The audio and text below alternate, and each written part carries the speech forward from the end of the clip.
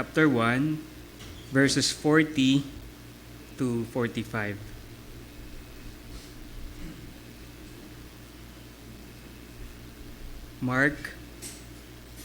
Aklat ni Marcos, Kabanata 1, talata 40 hanggang 45. At basahin ko po sa Tagalog.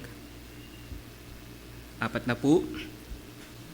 Isang taong may ketong ang lumapit kay Jesus.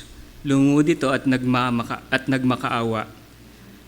Kung nais po ninyong ako'y inyong mapapagaling at magagawang malinis. Nahabag si Jesus sa ketongin kaya't hinawakan niya ito at sinabi, "Oo, nais kong gumaling ka."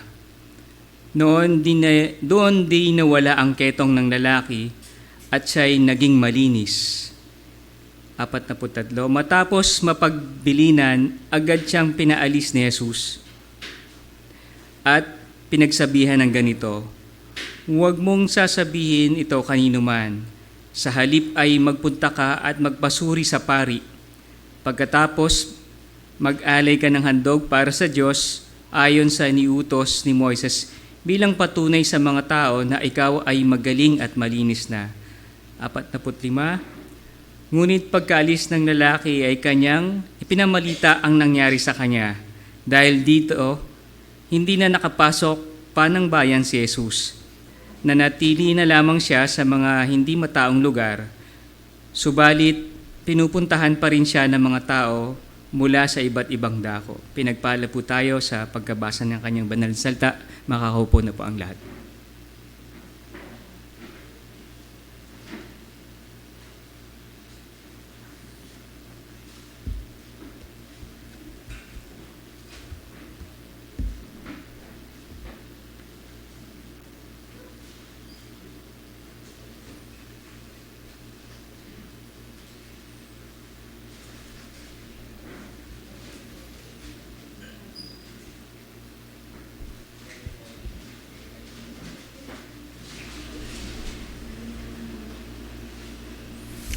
Let us come to the Lord in prayer.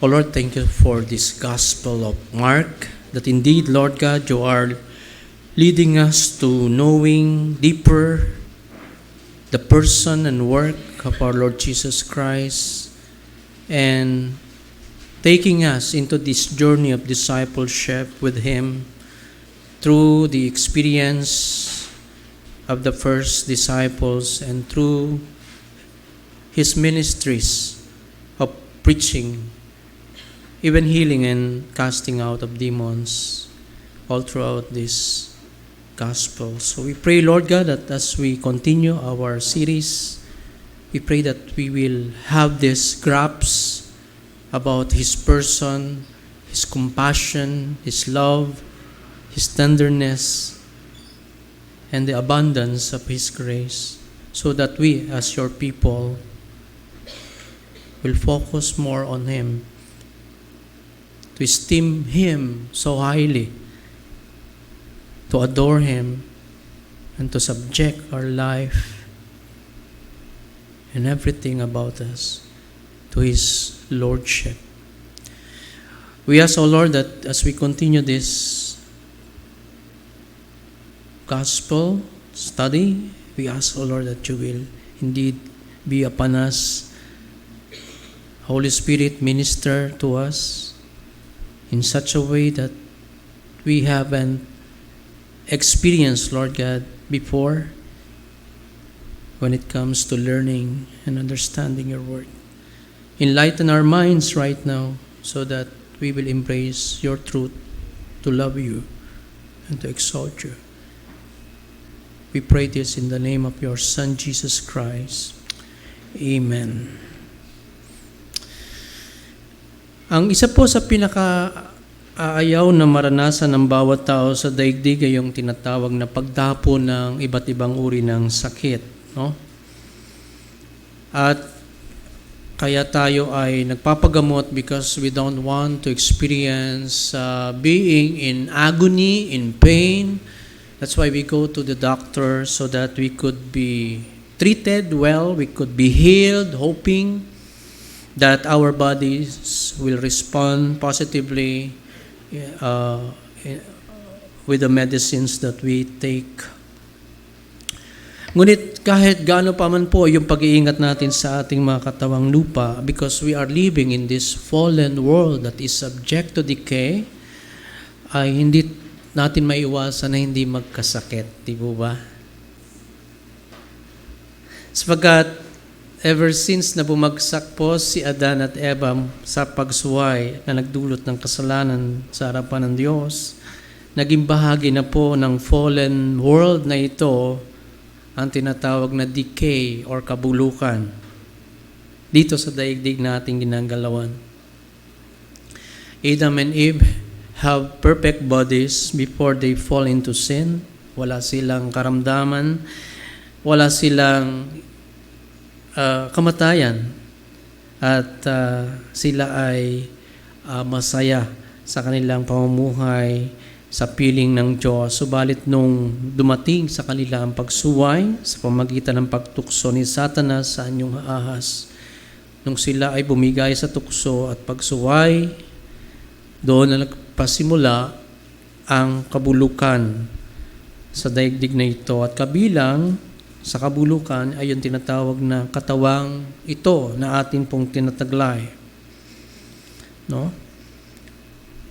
Tayo po ay magkakasakit at tayo mamamatay dahil sa tayo na sa daigdig na ito na bumagsak sa decay, sa kabulukan. At ang tanging pag-asa lamang po natin na mga nakipag-isa sa ating Panginoon ay yung tinatawag nating resurrection of our bodies, na kung saan kapag napalitan na po itong ating katawang masakti ng isang maluwalhating katawan na hindi na kailanman magkakasakit at mamamatay, tunay nga po na natutupad ang salita ng Diyos na nagapi na ang kamatayan. Para po sa isang taong mayroong malalang karamdaman, hindi po may kakaila ang dulot nito sa kanyang buhay. Sa kanyang kalooban, nandun yung takot, marahil, nandun din yung lungkot, magkahalo.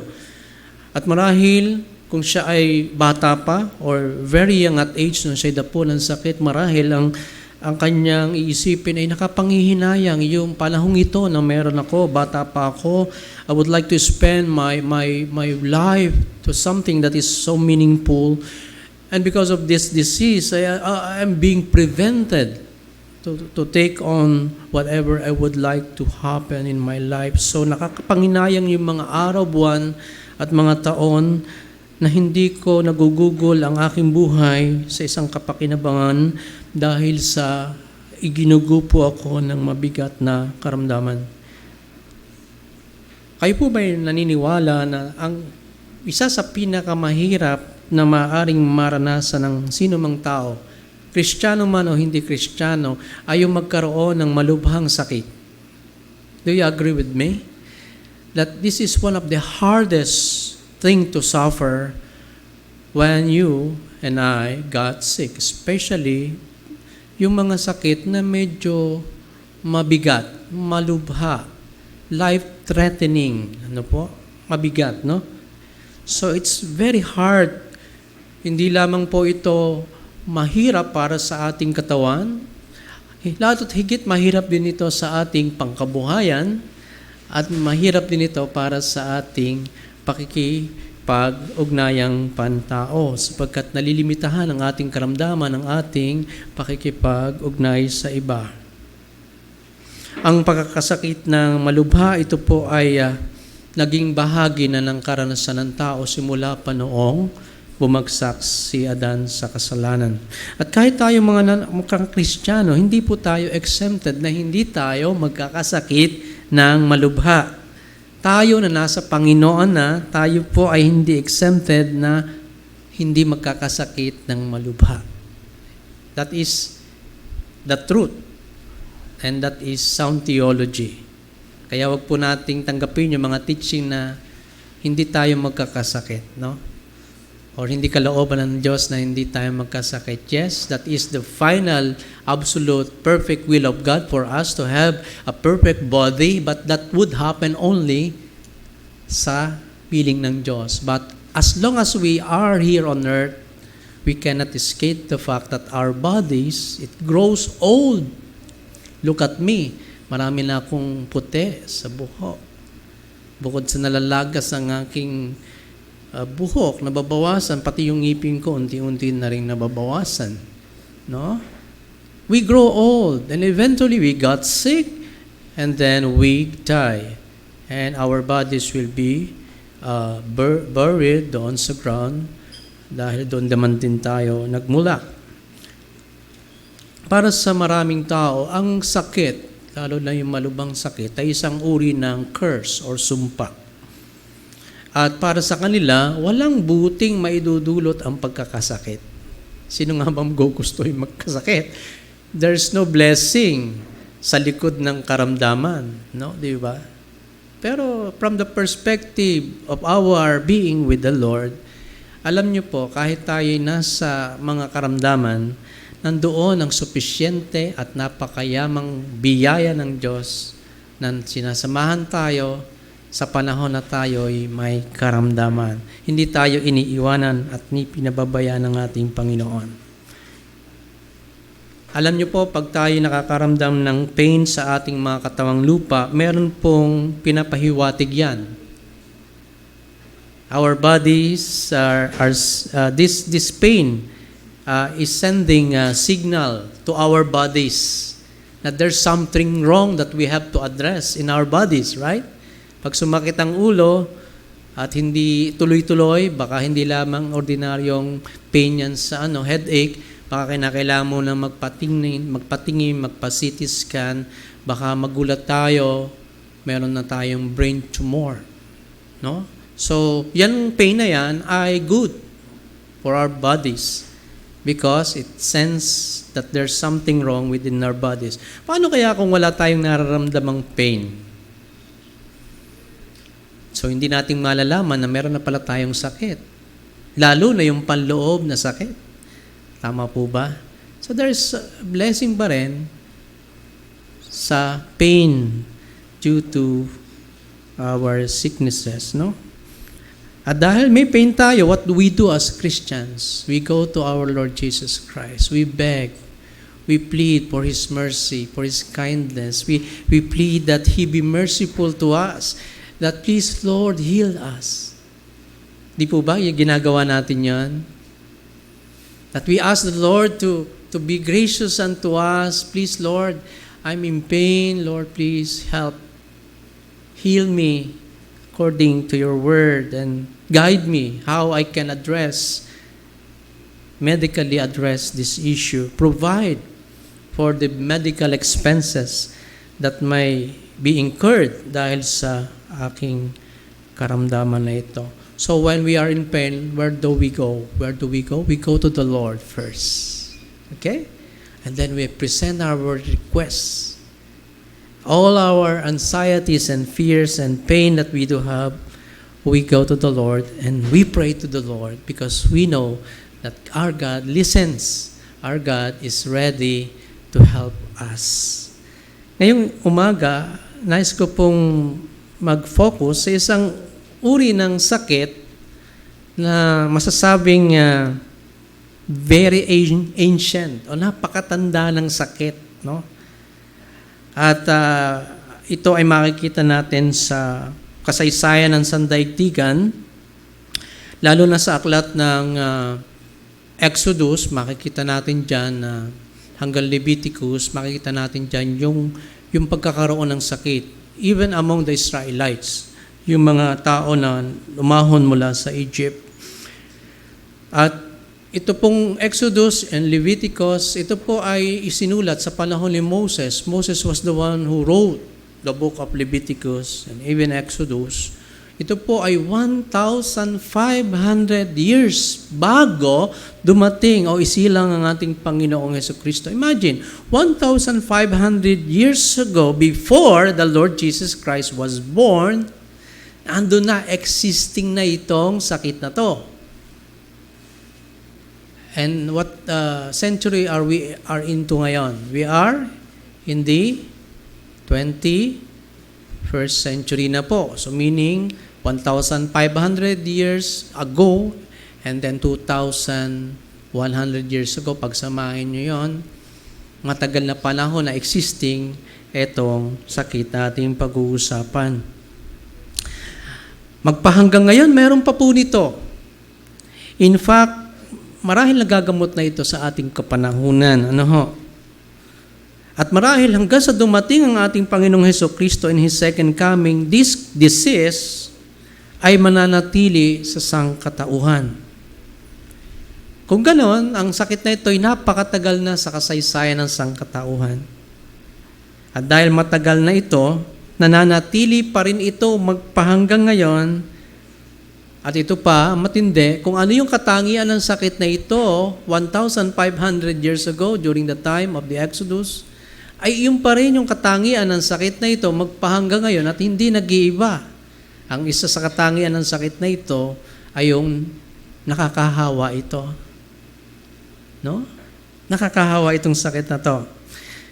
Sa panahon natin ngayon, tinatayang mayroong 200,000 na nagkakasakit ng sakit na ito sa buong daigdig. Laganap ang sakit na ito sa mga bansa sa Asia, sa Latin America at sa kontinente ng Africa. Itong kakaibang sakit pong na ito na ating pag-aaralan ay walang iba kundi ang ketong. Ketong. No? Leprosy. Anong tawag sa isang tao may sakit na ketong? Leper. Mula sa salitang Griego na lepros. At sa salitang Hebreo na charaat. Okay? So, kakaiba itong sakit. Bakit ko nasabi sa lahat ng mga sakit na nabanggit sa Bible, ito'y kakaiba sapagkat the Lord devoted 2 chapters in the book of Leviticus about this disease. In Leviticus chapter 13 and in Leviticus chapter 14. 2 chapters were devoted to discuss this disease. Ketong, no? At ito yung sakit na ito ay nagmamanifest outside, right? Unlike other diseases, malibang sa panahon nila ay common na yung X-ray, CT scan, 2D echo, hindi nila ma-determine at that time kung ang taong ito ay may sakit sa puso sapagkat nasa loob ng katawan. Pero itong sakit na ketong, it easily manifested sa labas ng katawang pisikal ng tao. At ito ay nabanggit sa buong Old Testament ng 55 times, 55 beses. At sa New Testament naman ay 13 beses. Mayroon lang pong konting pagkakaiba sa pagkagamit sa Old Testament ng salitang lepros or charaat or ketong sapagkat doon sa Old Testament, especially doon sa chapter 13, ay makikita natin na it covers a variety of skin diseases. No? So hindi lamang talagang actual na ketong kundi lahat ng uri ng mga sakit sa balat. And even yung mga molds and mga mildew na nandoon sa tirahan ng mga tao sa Israel at that time, kapag merong mga molds or mildew, ito ay kasama doon sa kailangang malinis. So, ganun po ka-broad yung term na ginamit tungkol sa sakit na ketong. Okay? So, anong nangyayari sa isang tao may sakit na ketong sa panahon nila? First, kinakailangan examinin ng pare or ng high priest, ng sacerdote. Lalapit yung tao na naghihinala, meron siyang puti na tumubo o anumang rashes, papa-examine sa pare, okay, at ang pare ay magde-declare kung ito ay isang uri ng sakit na ketong. At ano mangyayari sa tao? Siya ay kinakailangang ihiwalay. Hindi na siya po pwedeng manirahang kasama ng mga tao sa kampamento. No? Nandun lang siya sa labas. Okay? At kinakailangan siyang manatili doon hanggang sa panahon na siya'y gumaling. Alright? And then kung siya'y talagang gumaling na, anong gagawin itong may ketong? Dati, siya ay muling lalapit sa pare, ipapa-examine kung wala na talaga at siya'y kinakailangan maghandog ng handog na susunugin. Unless he did that, hindi pa siya ituturing na malinis or cleanse. Kailangan he goes through this process of cleansing or purification. No? So yun po yung sinasaad sa Leviticus 13 and even 14. Okay? So, sa Old Testament po, ang ketong ay ginagamit din bilang isang tanda ng punishment ng Diyos. Okay? Na kung saan ang taong nagkasakit ng ketong ay dumaan sa parusa ng Diyos. I would mention at least 2 or 3 examples in the Bible. We know Miriam, the sister of Moses. Di ba? So nagkaroon, sila ay nagsalita ng laban kay Moses. She's trying to usurp the authority of Moses. And what happened to Miriam? Nagkaroon siya ng ketong, di ba? Ibig sabihin nito ay yun ang parusa ng Diyos para sa kanya. Second ay si Gehazi na alipin ni Prophet Elisha. You know, the captain of army na si Naaman na mayroong ketong, di ba? At pinapunta siya doon sa Prophet Elisha. And then pinagaling ng Lord si Naaman. And then magbibigay ng pabuya si Naaman kay Prophet Elisha, tinanggihan ng Prophet Elisha itong alipin na si Gehazi. Nang hinayang dun sa pabuya na ibibigay ni Naaman, ang ginawa niya, hinabol niya si Naaman at kinuha yung ipapabuya sa prophet. Bagay na hindi naman ito sinasangayunan ng propeta Elisha. What happened to Gehazi? Nagkaroon siya ng ketong. So we find out that those kind of story in the Bible ay nagpapakita ng ang ketong ay isang uri ng parusa mula sa Diyos. Kaya ito po ay nagsisilbing parusa noon sa kanilang mga kasamaan. Okay? So napakabigat po na dalahin para sa isang may sakit na ketong. Hindi lamang po yung epekto nito sa kanyang physical na katawan, kundi yung emotional and social life niya, ito po lahat ay apektado. Dahil hindi na po siya pinapahintulutan na makihalubilo sa kalipunan ng mga Israelita. At kahit sa time ng ating Panginoon, ganon din sila itrato. Sila po ay isolated at kung sino lamang ang kasama nila, yung kapwa nila may ketong. Remember, there were 10 lepers who were healed. Pero out of 10 lepers na magkakasama, sino lang ang bumalik? Para magpasalamat, isa lang yung bumalik, di ba? So, they were isolated and they live far from their families kasi baka mahawa nila. And hindi lamang yon, baka maging ceremonially unclean ang sinumang malapitan nila. Okay? At hindi lamang yan. Yung kanilang mga uupuan, maupo yan ng isang may ketong, magiging unclean na rin yung upuan. At para yan ay mawala yung uncleanness na yan, kinakailangan yung upo na yan susunugin. So sino ang maglalakas ng loob na makihalubilo sa taong may ketong noon sa Old Testament at even in the time of the Lord Jesus Christ? Sino maglalakas ng loob? Apektado sila. Lahat sila. Kaya they were outcasts. Pag sinabing outcast, hindi sila welcome. You are not welcome here. Okay? Ganun po itrato ang taong may ketong even sa time ng ating Panginoong Hesus Kristo. This leper is not welcome in the society. At sabi po ni Josephus sa kanyang book na Antiquities, and I quote, "The person with the disease was mocked and shunned."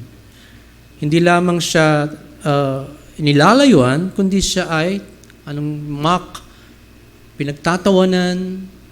Ganun po yung trato ng lipunan sa taong may ketong. The leper had to wear torn clothes. Kailangan ang kanyang damit ay hindi makisik. Kailangan ay punit-punit. He needs to leave his hair unkempt. Kinakailangan hindi planchadong buhok, kinakailangan nakalugay, wala sa kayusan. And kinakailangan, sabi ni Josephus, he was to cover his face. He was to cover his face. And he has to cry out, unclean, referring to himself. Yun po yung kalagayan ng Ketongin sa panahon na ito. And he was forced to live in isolation. Sabi pa ni Josephus, a leper was in no way differing from a corpse. Wala na raw pinag-iba ang isang leper sa isang bangkay. Ganun po nila ituring. Ang alin? Ang taong may ketong sa panahon ng ating Panginoon. So Leviticus 13 and 14, these chapters discuss the disease. And it was usually regarded as an evidence of divine punishment. Kung ito ay parusa ng Diyos, only God can really heal. Only God can really take away the punishment associated with sin.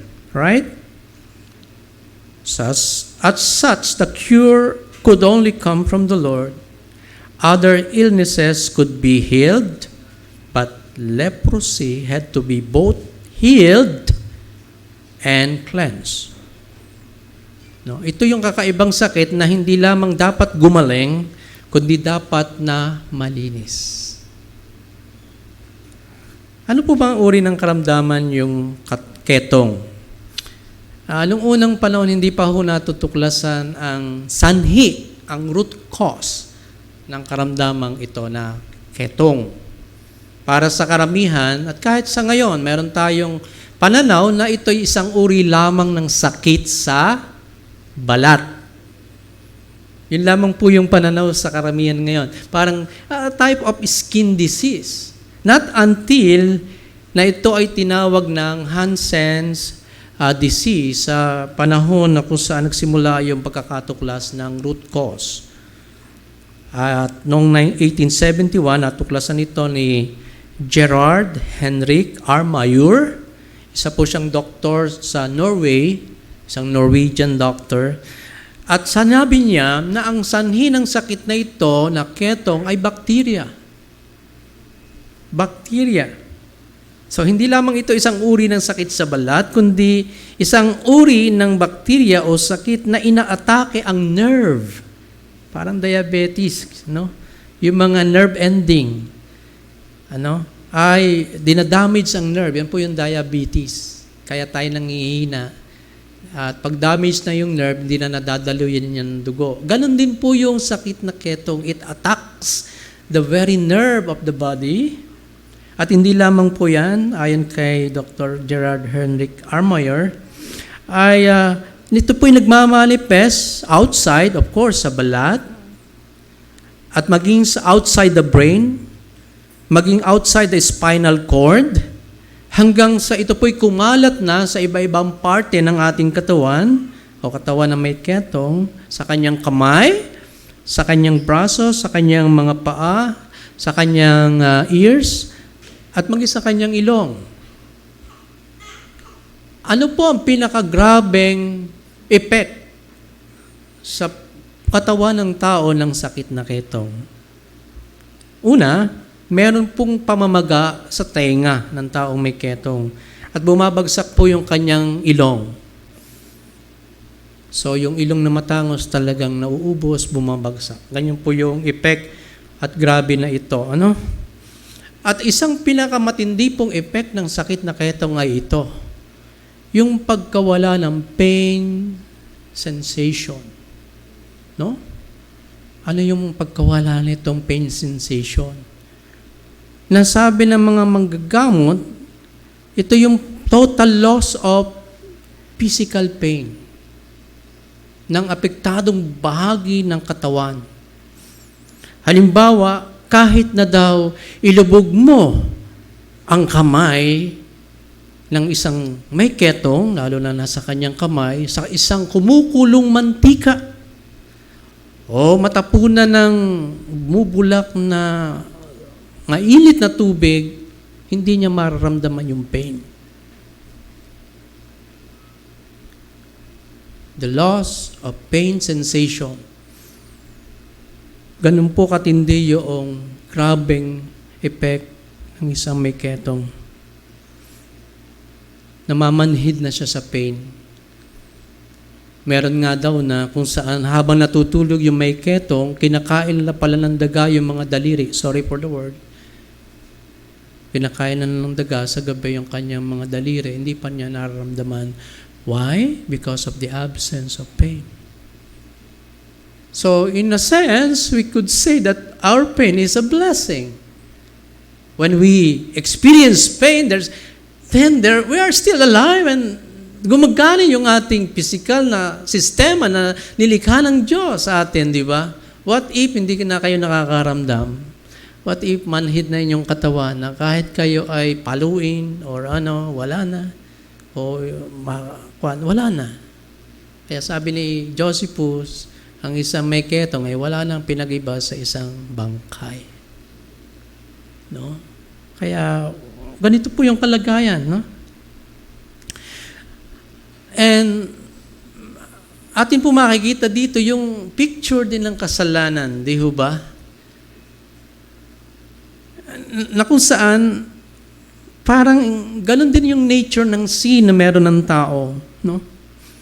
Pagka nagkaroon ng kasalanan at nasa pagkakasala at wala pa sa ating Panginoong Jesucristo, ay merong pamamanhid sa budhi na kahit nakakarinig ng Word of God, wala na pong pakialam at pakiramdam pa. Hindi na inuunawa ang pagtawag ng budhi upang magsisi at lumapit sa ating Panginoon at mapatawad at maligtas. Yan po yung effect ng sin. The deceitfulness of sin na nagiging manhid sa kasalanan na wala nang pakiramdam pa. Yan po yung isang nature ng sin na hindi na mabuti. Sabi po ni Warren Wiersbe sa kanyang commentary, B-series commentary, and I will quote, "When you read the test for leprosy in Leviticus 13, you can see how the disease is a picture of sin." Pag binasa mo raw yung Leviticus 13, makikita mo doon na ang ketong ay larawan ng kasalanan. Like sin, leprosy is deeper than the skin. Katulad ng kasalanan, ang ketong ay malalim kaysa sa balat. Naalala nyo yung root cause? Hindi yung balat, nasa loob. It's a nerve problem. It's bacteria inside the body. At sabi pa ni Dr. Wiersbe, bukod sa ito ay mas malalim pa kaysa balat yung ketong, katulad ng kasalanan. It spreads, nakakahawa, kumakalat. Ano pa? It defiles. Nagpaparumi yan. And it isolates. Ano pa yon? Nagpapabukod sa kanila. And it renders things fit only for the fire. Ibig sabihin ni Dr. Wiersbe, yung maupo ang silya, yung maisuot na damit, ay inilalaan para sunugin. That is a picture of sin as well. Ano ba ang kasalanan? Nasa loob. Ang problema ay nasa loob, hindi nasa labas. Whatever comes out is just a manifestation of what is in, right? Tama ba? Dwelling ng kasalanan. Ano pa yung ginagawa ng kasalanan? It spreads. Kumakalat. Sin begets sin. Ano pa? It defiles. Sa harapan ng Diyos, ang kasalanan nagpaparumi sa sinumang tao. And it isolates. Binubukod siya because of sin. And eventually, kung walang pagsisisi at paglapit, pagtitiwala sa Panginoong Hesukristo, he will be subject to eternal fire. Katulad ng mga bagay na nahipo, nahawakan ng isang may ketong, tuturin ng marumi at kailangan ng sunugin. So that's why we need to appreciate what the Lord Jesus Christ has done.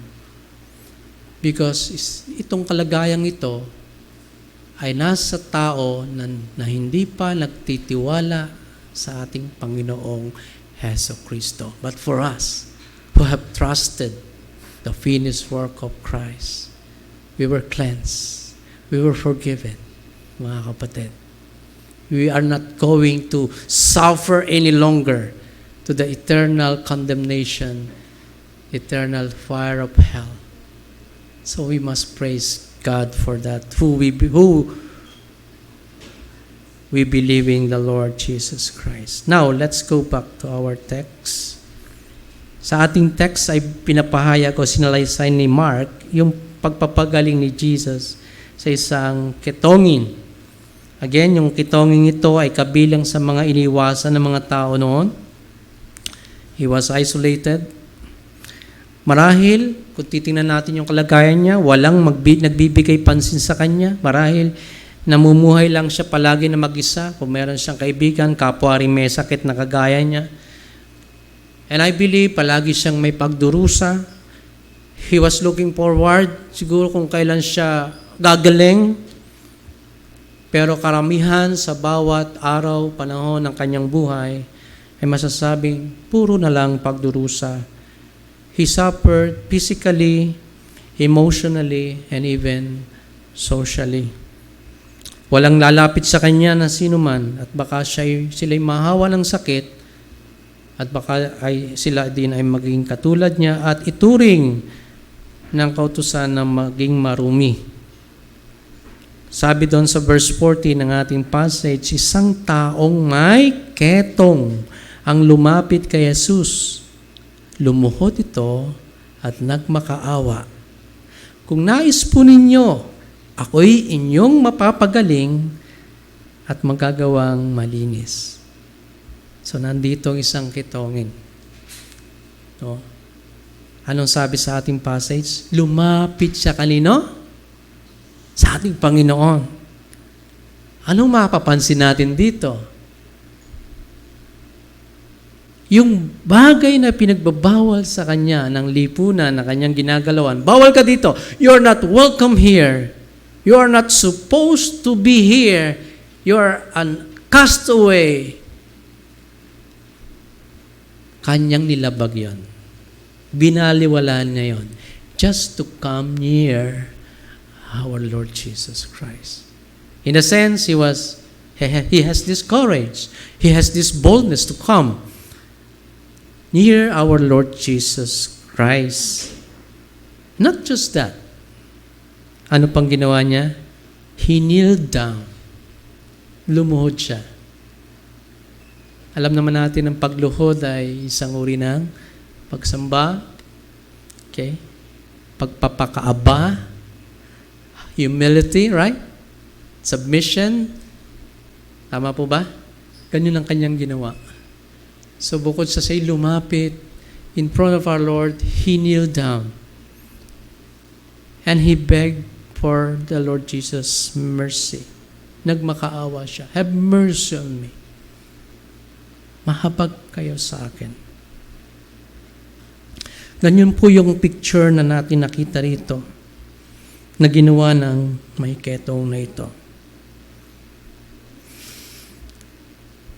He was desperate, and yet, when he saw that there's opportunity for him to be healed, he came near to our Lord because he knew that only the Lord Jesus Christ can make him clean. And that is emphatic in this passage. Hindi naman siya lalapit sa ating Panginoon if he do not believe that Jesus can heal him. Lumapit siya because he knows that our Lord can provide him healing and cleansing. Kaya ang sabi niya ay ganito sa ating Panginoon, kung nais po ninyo, if you will, you can heal me. Ako inyong mapapagaling at ako inyong malilinis. Napakaganda yung salita niya sa ating Panginoon. Bukod sa wala itong halong pag-aalinlangan na hindi siya mapapagaling ng Panginoon, para sa Kanya, kaya siyang pagalingin ng Panginoon. Kaya. Naniniwala siya na siya kayang pagalingin ng Panginoon. No? At yan ay nasa disposition, kalooban na ng Panginoon. Pero he believes Jesus can heal the disease. Ang kalooban ng Diyos ang kanyang sinisik at yung kapangyarihan ng Diyos. So dalawang larangan ang ipinamalas niya sa atin. Una, yung kanyang action. At ikalawa, yung kanyang words or prayer or kahilingan. Yung kanyang action coupled with the word, meron siyang pagpapakababa, meron siyang pagmamakaawa, meron siyang pagsamba.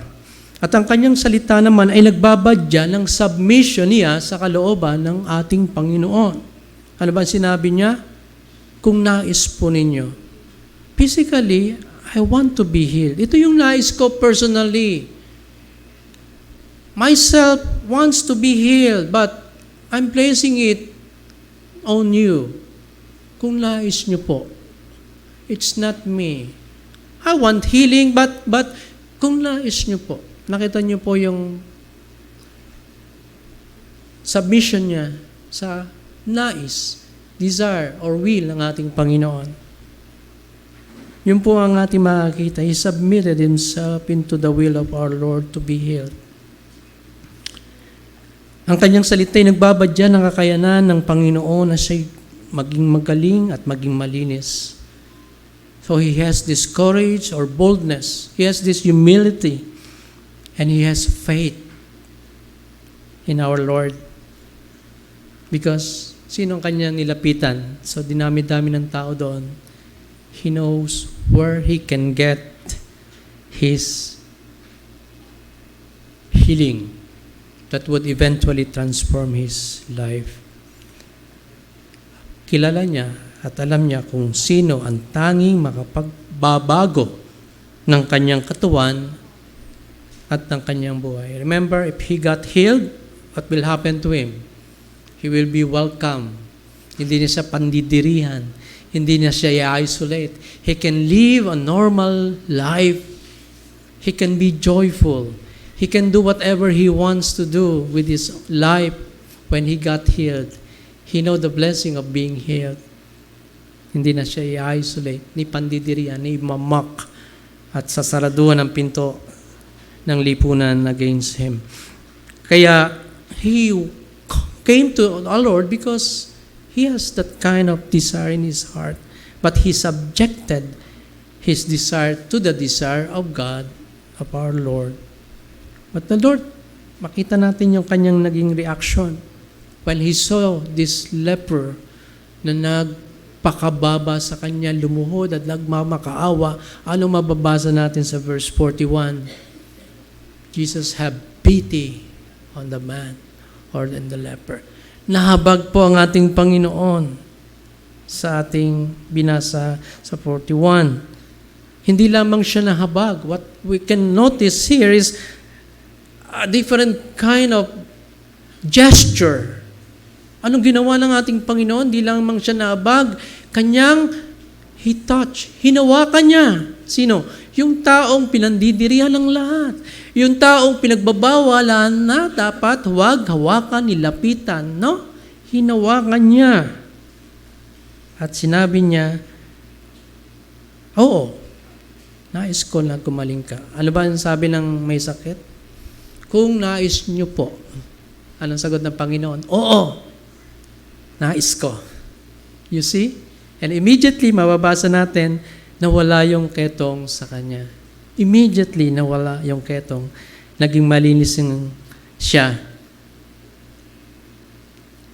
Ano po ang makikita nating katangian ng ating Panginoon?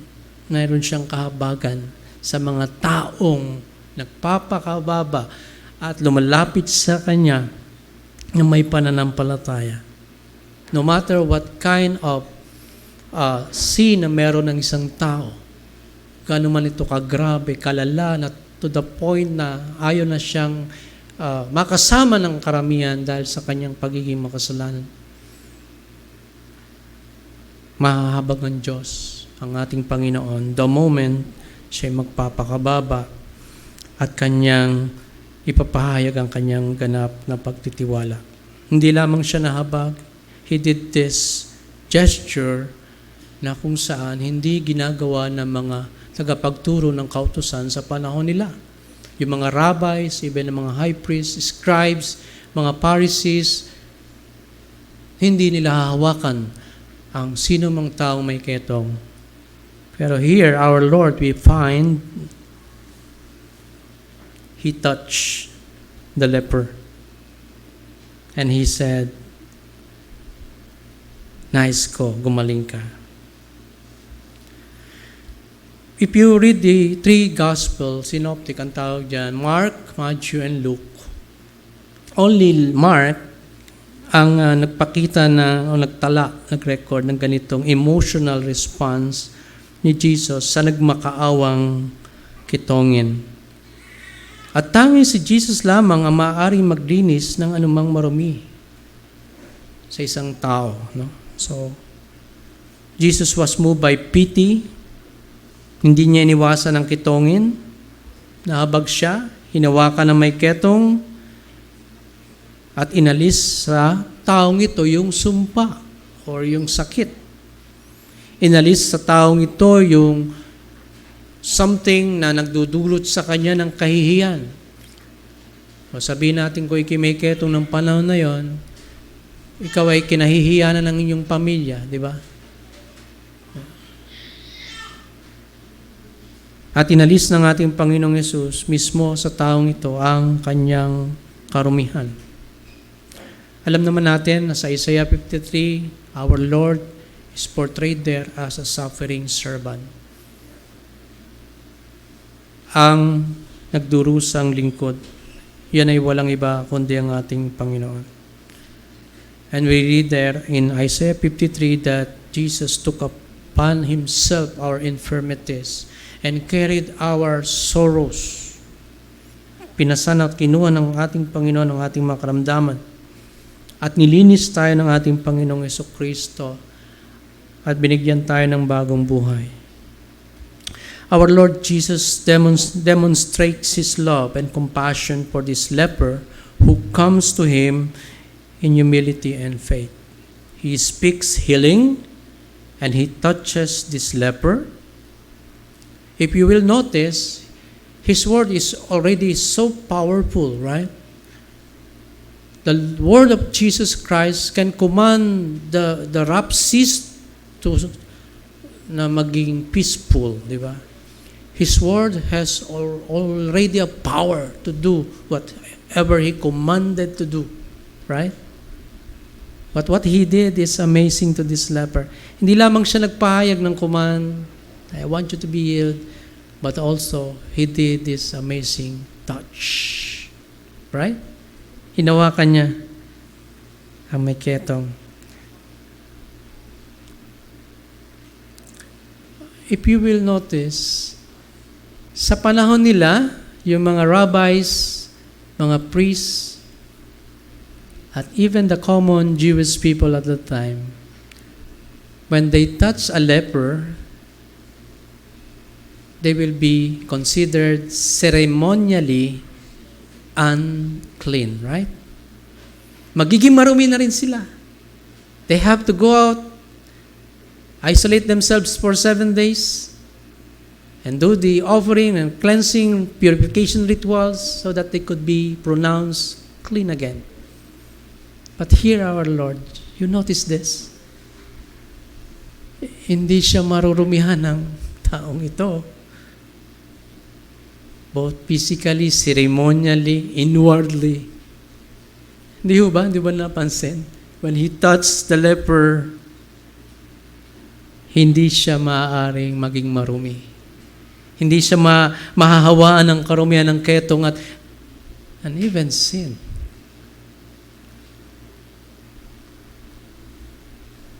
And ito pa nakakamangha, when he touched the leper, what happened? Sa pamagitan ng touch niya, gumaling ang may sakit. At ito'y hindi nakabawas sa kanyang kapangyarihan, ni lalo na sa kanyang kabanalan sa pamagitan ng paghawak niyang ito. Imagine that. So what can we see in our life when we come to the Lord with all our sinfulness or all of our wickedness? Hindi siya mahahawain nito. In fact, what He can grant unto us is forgiveness and cleansing. Hallelujah. So sabi ni Mark, agad siyang pinaalis ni Jesus at pinagbilinan ng 3 bagay. Sabi sa verse 43 and 44, matapos mapagbilinan, agad siyang pinaalis ni Jesus at pinagsabihan ng ganito, huwag mong sasabihin nito kanino man. Sa halip ay magpunta ka at magpasuri sa pari. Pagkatapos mag-alay ka ng handog para sa Diyos, ayon sa iniutos ni Moises bilang patunay sa mga tao na ikaw ay magaling na at malinis na. Sa 3 bagay yung tagubilin ng ating Panginoon. First, huwag ipagsasabi kanino man ang paggaling niya. Bakit kaya ayaw ng Panginoon na ipagsasabihin itong gumaling na to yung ginawa ng Diyos sa kanya? Ano sa palagay niyo? Well, the reason behind this is because ayaw ni Jesus na mga tao ilalapit lamang sa Kanya so that they can get what they want from Him. Ayaw ni Jesus na mga tao ay hahanapin lamang siya to seek after His blessing of healing and other miraculous work. Ayaw ng tao na pupunta lamang sa Kanya, ayaw ni Jesus na pupunta lamang sa Kanya mga tao para lamang sa kanilang personal na pangangailangan. If that is the case, what kind of people does Jesus wants to come to Him? What kind of people? Those people who desire to know Him. Those people who long for His teaching. Those people who long to know His truth. Mga kapatid, those are the kind of people that Jesus wants to come to Him. And if you are here to seek for Jesus, to seek and worship Him, to know His truth, to long for His teaching, you are included in among those people na gusto niyang lumapit sa Kanya.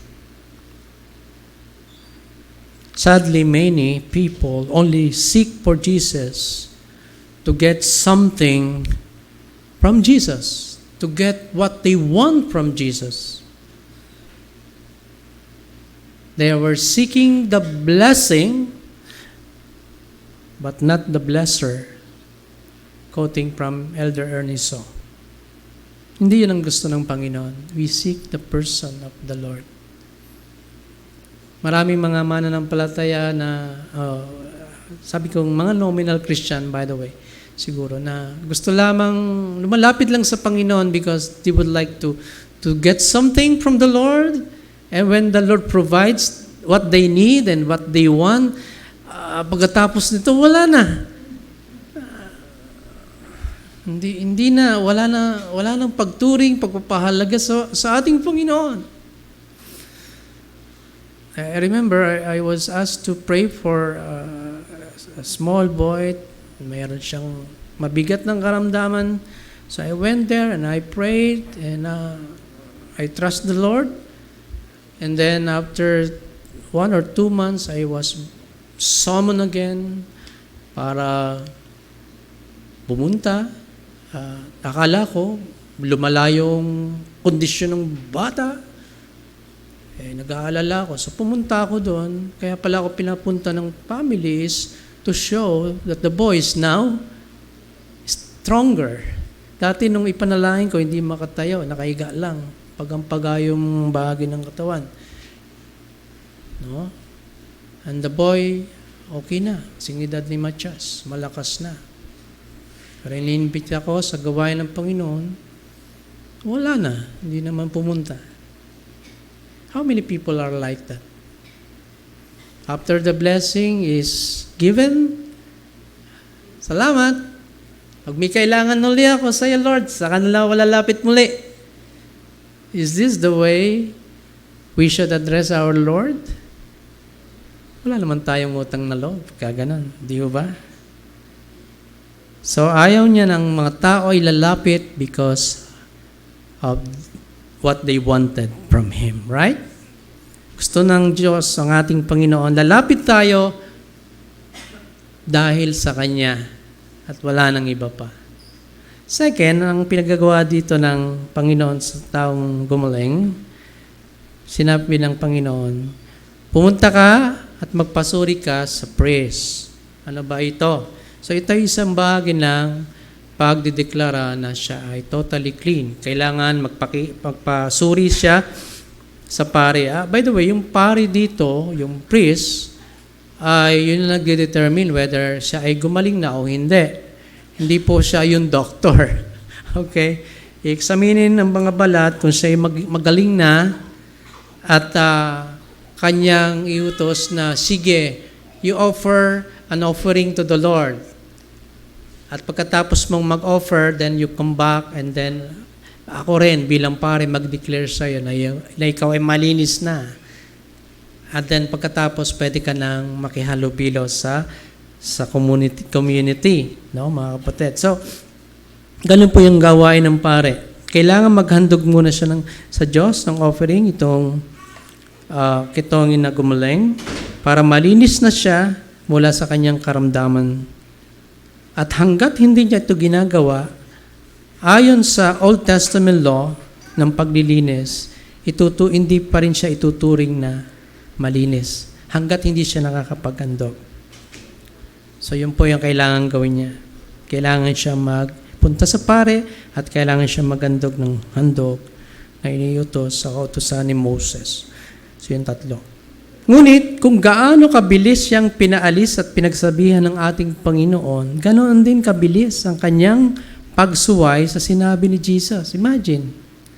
Sabi sa verse 45, pagkaalis ng lalaki ay kanyang ipinamalita ang nangyari sa kanya. Ano sabi ng Panginoon? Huwag mong ipagsasabi kanino man. Di ba? Pero anong ginawa niya? He disobeyed the command of our Lord Jesus. Kaya dahil doon sa kanyang ginawa, sa kanyang pamamalita, hindi na nakapasok pa ng bayan si Jesus, nananatili na lamang siya sa labas ng bayan, subalit pinupuntahan pa rin siya ng mga tao mula sa iba't ibang dako.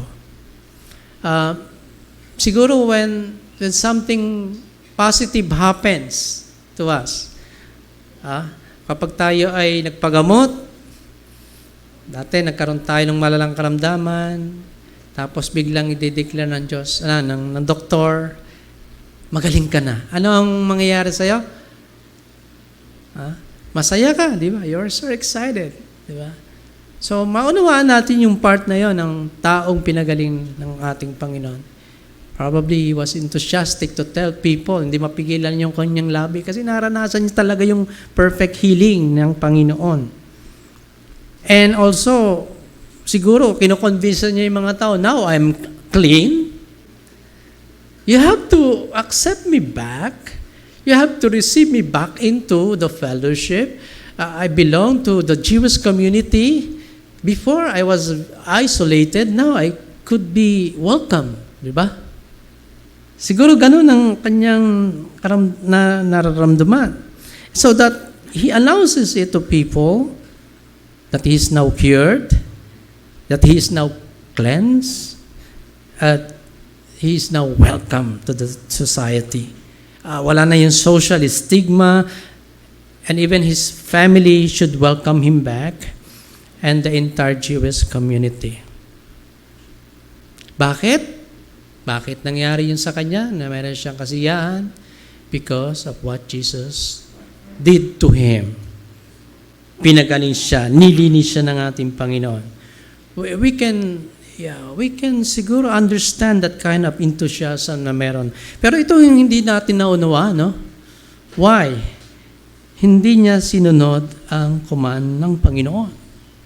He disobeyed the command of the Lord. Ano yung command? Huwag mong ipagsasabi. Huwag mong ipagsasabi. Ano naging bunga nito ng pamamalita niya? Naging restricted or nalimitahan ang preaching ministry ng ating Panginoon. He can no longer enter into towns. Kumbaga sabihin natin, hindi na siya makapasok ng visibly sa mga bayan. For what purpose? To heal? No, to preach. Yan po yung prime ministry ng ating Panginoon, preaching. So hindi na siya makakapasok to preach the gospel sa mga bayan dahil inaabangan na siya ng maraming tao doon na nag-aabang ng himala, pagalingan, pagpapalaya mula sa mga karamdaman. Kaya sabi sa verse 45, nanatili na lamang siya sa labas ng bayan. Pero alam niyo yung mga tao, kung saan nandoon yung ating Panginoon, pinupuntahan pa rin siya. At hindi lamang mga tao kundi mula daw sa iba't ibang dako. Ano mapapansin natin dito? Ang ating Panginoong Hesukristo at ang kitonging ito ay nagpalit ng kalagayan. Di po ba? If you will observe, ang kitonging ito nag-i-enjoy na. Kasama na ng karamihan ng mga tao. Welcome na sa Jew society. Matapos siyang pagalingin ng ating Panginoon. Tama po ba? Samantalang ating Panginoon, hindi makapasok sa karamihan ng mga tao. And He chose to go to a desolate, lonely place.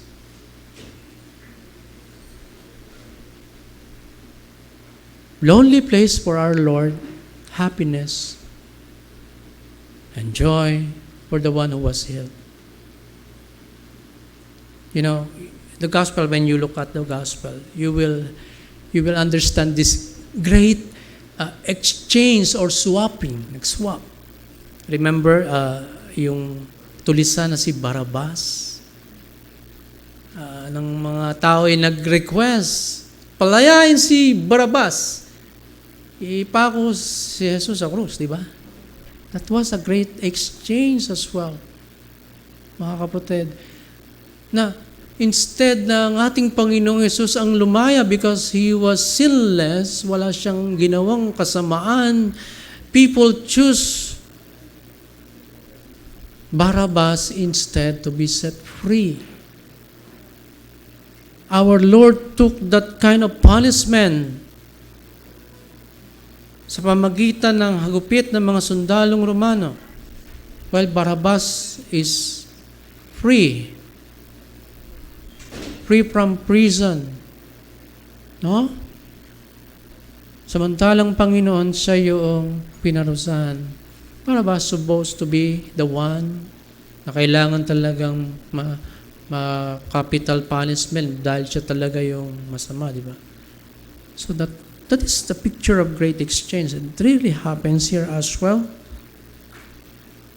Sabi po sa Exalting Jesus commentary, and I will read, and I quote, "The leper is now on the inside with family and friends.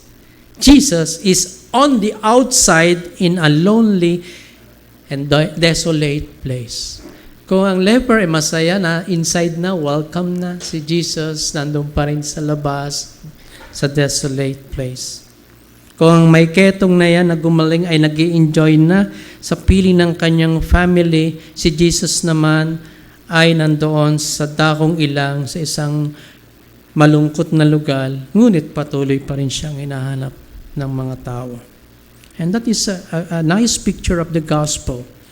At yan din po yung dahilan, bakit naparito si Jesus sa daigdig na ito ng mga taong marumi at mga makasalanan. Naparito po siya upang pasanin niya, dalhin niya upon himself yung sin, yung sorrow, and yung shame. Sin, sorrow, and shame.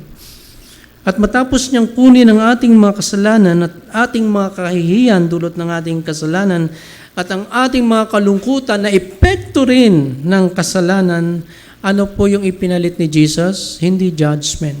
When He took upon Himself our sin, shame, and sorrow, we who believe in Him, anong ni-replace niya sa atin? Sa halip na punishment, iginawad niya sa atin forgiveness. Sa halip na kalungkutan, what did He give to us? The joy, His joy.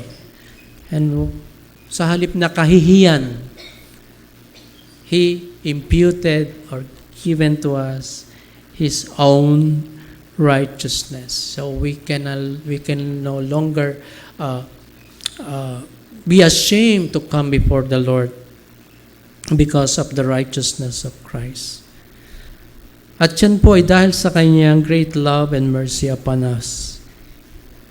So mga kapatid, itong account na ito ng pagpapagaling ng Panginoon sa kitongin, hindi ba ito ay isang larawan din ng pagliligtas niya sa atin? It is also a picture of His redemption. Yung sakit niya ay larawan ng kasalanan. Yung ketong ay tinuturing na larawan ng kasalanan. Hindi lamang pumapatay ang ketong unti-unti ng pisikal na pangangatawan, hindi lamang nagpapawala unti-unti ng pain sensation ang sakit na ketong, kundi ang ketong ay ibinubukod ka sa ibang mga taong walang sakit na kagaya mo at mag-isa mo itong babatahin na may pagdurusa. Ganon din ang kasalanan, mga kapatid. Hindi lamang apektado nito ang katawan natin, kundi ang buo nating pagkatao. At ang kasalanan ay papawala din ng tinatawag nating sensation or guilt or nagkakaroon ng callousness ang ating mga puso. Yan ay isa sa pandarayang ginagawa ng kasalanan. Na wala nang tayong pinakikinggang budhi or konsensya or pagkilos ng Holy Spirit kung tayo na kay Kristo. Para ang kasalanan ay ating ihingi ng tawad at labanan sa tulong ng Panginoon. Ang isang may ketong ay nilalayuan at ayaw na makasalamuha. Ganyan din ang turing ng Diyos sa taong makasalanan. Namumuhay siya sa taong makasalanan. Namumuhay siya sa kasalanan. Galit ang Diyos sa kasalanan. Malayo ang taong alipin ng kasalanan, hiwalay siya sa Diyos.